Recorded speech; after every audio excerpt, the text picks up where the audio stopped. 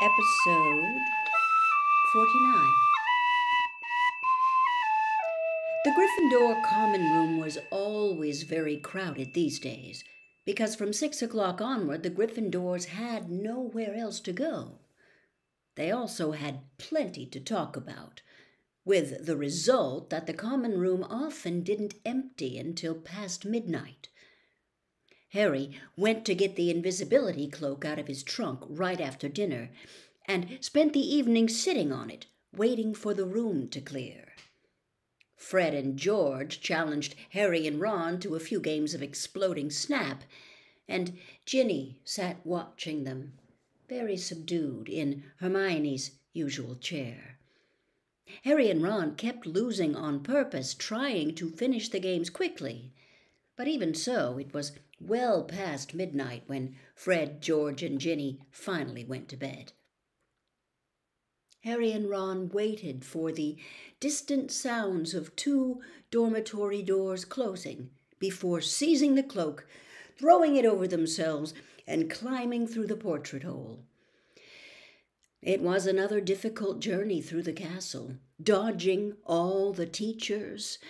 At last they reached the entrance hall, slid back the lock on the oak front doors, squeezed between them, trying to stop any creaking, and stepped out into the moonlit grounds. "Course," said Ron abruptly as they strode across the black grass, "we might get to the forest and find there's nothing to follow. Those spiders might not have been going there at all. I know it looked like they were moving in that sort of general direction, but—" His voice trailed away hopefully.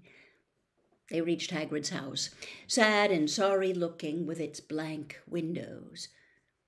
When Harry pushed the door open, Fang went mad with joy at the sight of them. Worried he might wake everyone at the castle with his deep, booming barks, they hastily fed him treacle toffee from a tin on the mantelpiece, which glued his teeth together.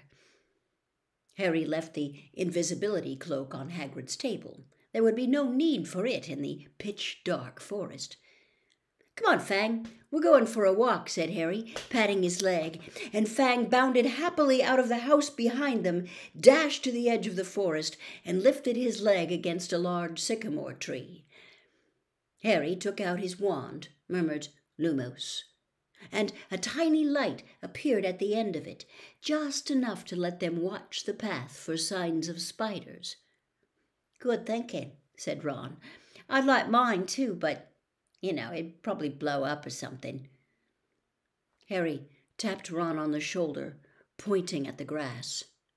2 solitary spiders were hurrying away from the wand light into the shade of the trees. "Okay," Ron sighed, as though resigned to the worst. "I'm ready. Let's go." So, with Fang scampering around them, sniffing tree roots and leaves, they entered the forest. By the glow of Harry's wand, they followed the steady trickle of spiders moving along the path. They walked behind them for about 20 minutes, not speaking, listening hard for noises other than breaking twigs and rustling leaves. Then, when the trees had become thicker than ever so that the stars overhead were no longer visible, and Harry's wand shone alone in the sea of dark, they saw their spider guides leaving the path. Harry paused, trying to see where the spiders were going, but everything outside his little sphere of light was pitch black. He had never been this deep in the forest before. He could vividly remember Hagrid advising him not to leave the forest path last time he'd been in here. But Hagrid was miles away now, probably sitting in a cell in Azkaban, and he had also said to follow the spiders. Something wet touched Harry's hand, and he jumped backward, crushing Ron's foot, but it was only Fang's nose. "What do you reckon?" Harry said to Ron, whose eyes he could just make out reflecting the light from his wand. "We've come this far," said Ron. So they followed the darting shadows of the spiders into the trees. They couldn't move very quickly now. There were tree roots and stumps in their way, barely visible in the near blackness. Harry could feel Fang's hot breath on his hand.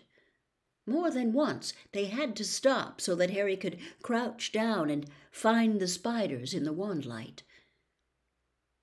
They walked for what seemed like at least half an hour, their robes snagging on low-slung branches and brambles.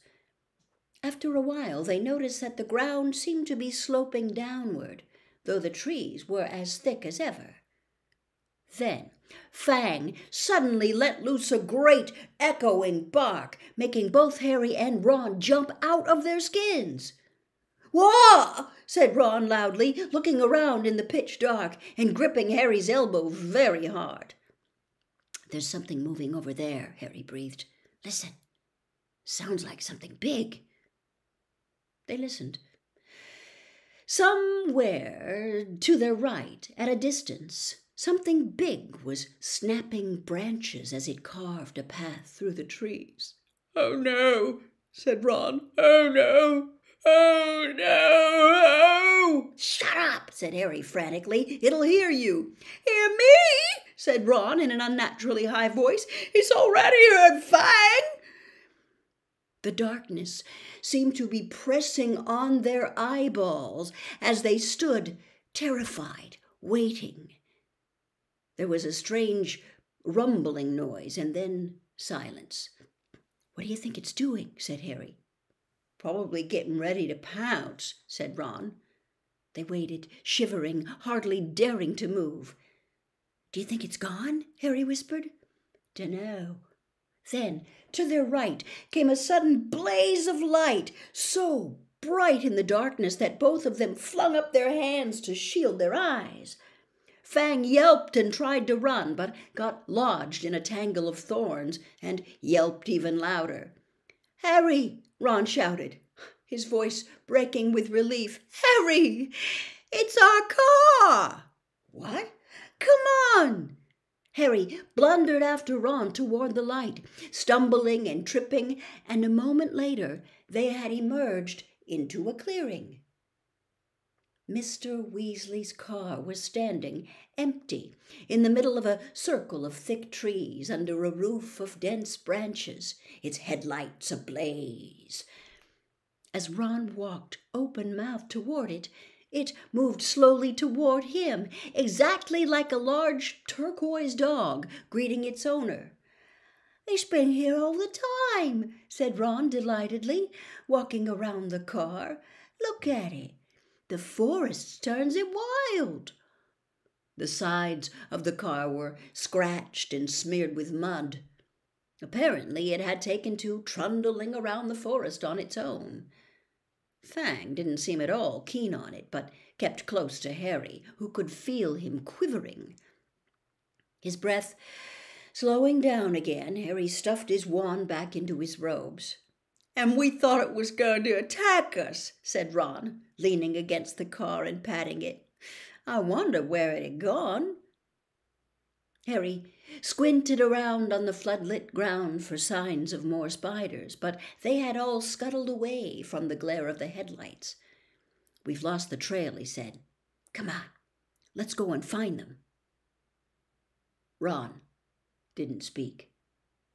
He didn't move. His eyes were fixed on a point some 10 feet above the forest floor, right behind Harry. His face was livid with terror. Harry didn't even have time to turn around. There was a loud clicking noise, and suddenly he felt something long and hairy seize him around the middle and lift him off the ground so that he was hanging face down. Struggling, terrified, he heard more clicking and saw Ron's legs leave the ground too, heard Fang whimpering and howling. Next moment, he was being swept away into the dark trees. Head hanging, Harry saw that what had hold of him was marching on 6 immensely long, hairy legs, the front 2 clutching him tightly below a pair of shining black pincers. Behind him, he could hear another of the creatures, no doubt carrying Ron. They were moving into the very heart of the forest. Harry could hear Fang fighting to free himself from a third monster, whining loudly, but Harry couldn't have yelled even if he had wanted to. He seemed to have left his voice back with the car in the clearing.